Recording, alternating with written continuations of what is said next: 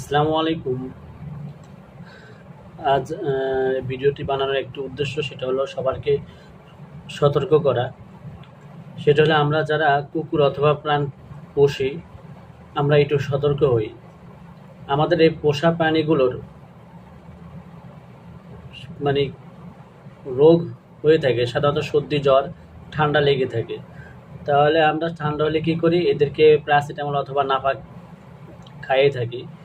আসলেও এই প্যারাসিটামল আর নাপা এই ধরনের প্রাণীদের জন্য অনেকটা ক্ষতিকর।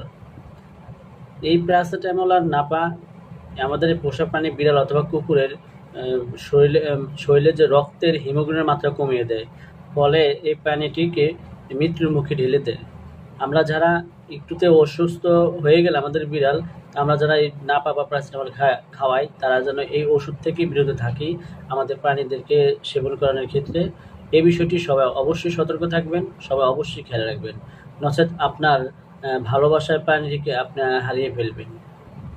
সবাইকে অসংখ্য ধন্যবাদ। সবাই ভালো থাকুন, সুস্থ থাকুন। আল্লাহ হাফেজ।